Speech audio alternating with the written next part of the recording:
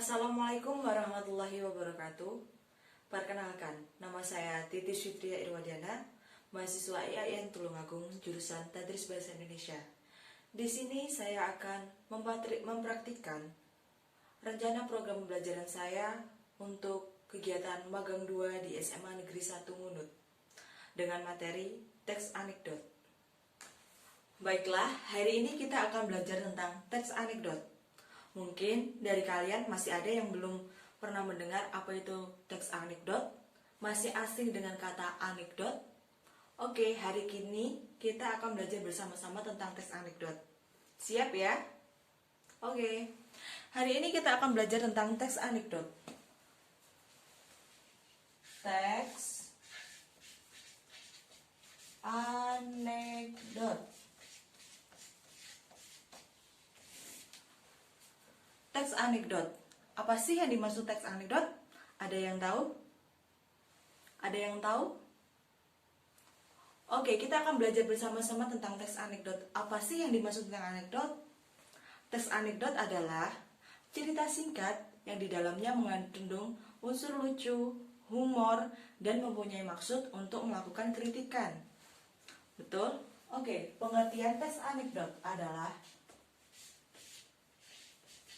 pengertian teks anekdot. Cerita singkat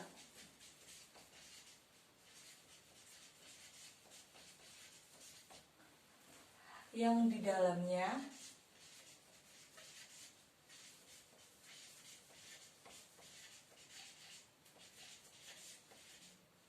mengandung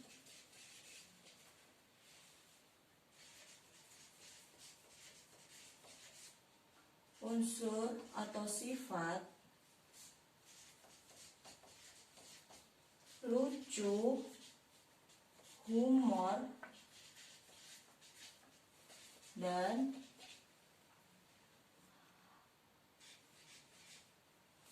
apa? Dan melakukan kritikan.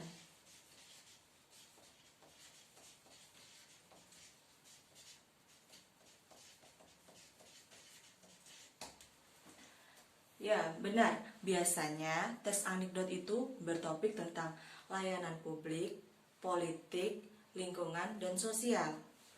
Setelah kita mengetahui apa pengertian teks anekdot, kita akan belajar tentang ciri-ciri teks anekdot. Ciri-ciri yang pertama yaitu anekdot berupa teks yang mendekati perumpamaan.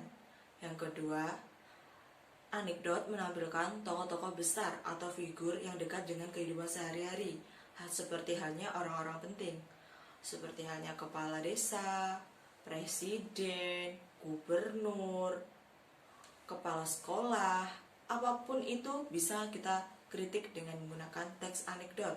Yang ketiga yaitu memiliki sifat humoris, lucu, menggelitik, berbau lelucon tetapi menyindir. Yang terakhir yaitu terselip, kritikan atau tujuan.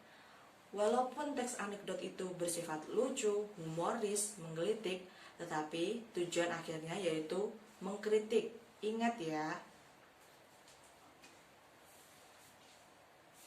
Ciri yang pertama tadi, teks yang mendekati perumpamaan.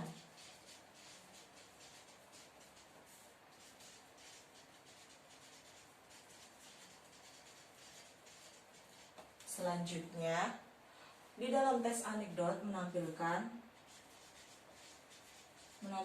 tokoh-tokoh besar,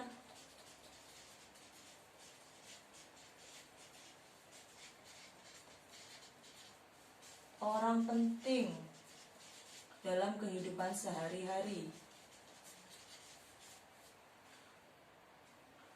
Selanjutnya, anekdot memiliki sifat humoris, lucu, menggelitik. Humoris, lucu, menggelitik.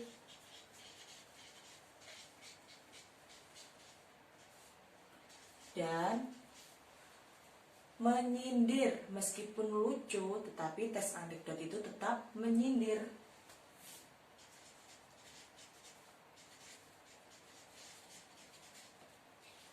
Yang terakhir, ciri-ciri yang terakhir adalah tujuan akhirnya anekdot itu adalah kritikan, yaitu mengkritik.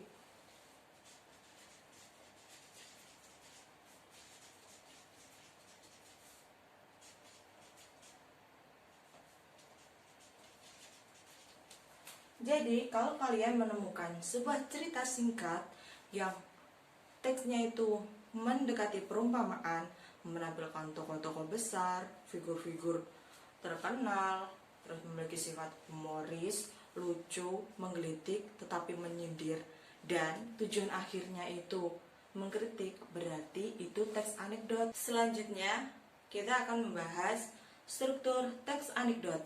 Ada 5 struktur teks anekdot. Apa saja? Yang pertama abstraksi, yang kedua orientasi, yang ketiga krisis, yang keempat reaksi, dan yang terakhir koda. Struktur teks anekdot. Yang pertama abstraksi, yang kedua orientasi, yang ketiga krisis, yang keempat reaksi, dan yang kelima koda. Yuk kita bahas satu persatu struktur teks anekdot. Dari abstraksi. Abstraksi ditaruh di awal paragraf dengan fungsi untuk menggambarkan atau mengenai teks anekdot secara umum agar pembaca bisa membayangkannya sebelum membaca secara utuh. Abstraksi ditaruh di awal dengan fungsi menggambarkan mengenai teks tersebut secara umum agar pembaca dapat membayangkan sebelum membacanya secara utuh. Yang kedua, orientasi. Orientasi adalah awal kejadian pada cerita atau juga bagian yang menjelaskan latar belakang mengapa peristiwa utama itu dalam cerita bisa terjadi. Orientasi adalah awal kejadian pada cerita atau bagian yang menjelaskan tentang latar belakang mengapa peristiwa utama dalam cerita bisa terjadi. Yang ketiga, krisis. Krisis adalah bagian yang menjelaskan pokok masalah utama dengan warna yang unik. Yang keempat yaitu reaksi. Reaksi merupakan bagian yang akan melengkapi berupa penyelesaian masalah menggunakan cara-cara yang unik dan berbeda dari yang lainnya. Yang terakhir yaitu koda. Koda ini seperti halnya penutup. Koda menjadi bagian yang menutup cerita dari teks anekdot tersebut. Selanjutnya kita akan membahas tentang kaidah kebahasaan teks anekdot. Kaidah kebahasaan.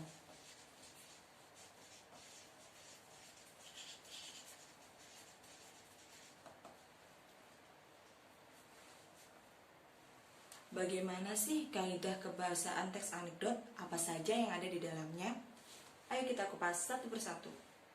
Anekdot menggunakan pertanyaan dengan keterampilan bahasa yang kreatif dan efektif dengan pertanyaan retorik. Apa sih pertanyaan retorik? Pertanyaan retorik itu adalah pertanyaan yang tidak memerlukan jawaban. Kalau contoh dalam anekdot seperti halnya cerita koruptor. Koruptor, contohnya ya, koruptor itu makan uang rakyat ya. Itu pertanyaan retorik. Namanya juga koruptor, kerjaannya korupsi, makan uang rakyat. Jadi pertanyaan itu tidak pantas untuk tidak seharusnya untuk dijawab karena kita sudah tahu jawabannya. Selanjutnya, penulisannya sesuai dengan struktur yang ada dalam teks anekdot, yaitu yang diawali dengan koda, orientasi, yang diawali dengan abstraksi, orientasi, krisis, reaksi, dan diakhiri koda. Ingat, abstraksi, orientasi, krisis, reaksi, koda.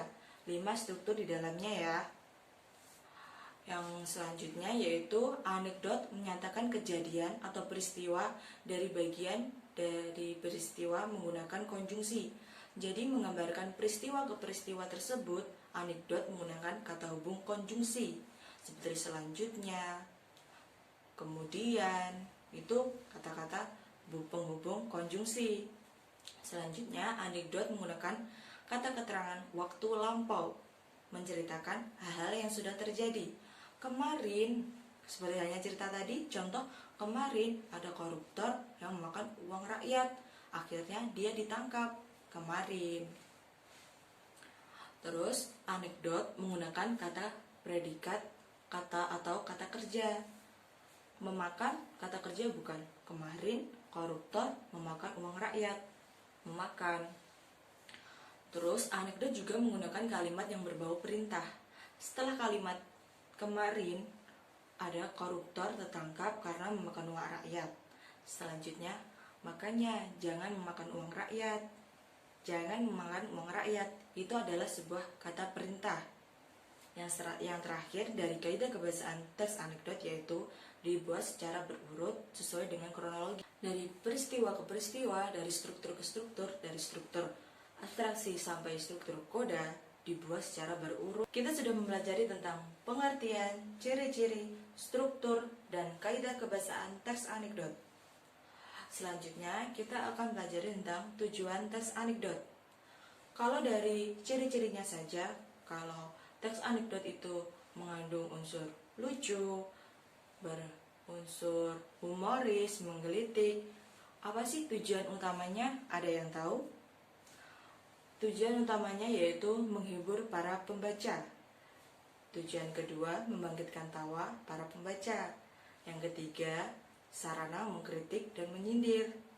Dan yang terakhir, tujuannya yaitu menggambarkan karakter atau figur dengan singkat dan langsung pada intinya.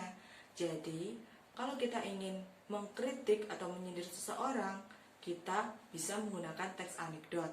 Bisa menggunakan teks anekdot, itu bisa lebih sopan dengan dan langsung pada intinya. Tidak usah basa-basi bertele-tele kita membahas apapun yang tidak penting. Seperti itu. Baiklah, terima kasih untuk pembelajaran hari ini. Wassalamualaikum warahmatullahi wabarakatuh.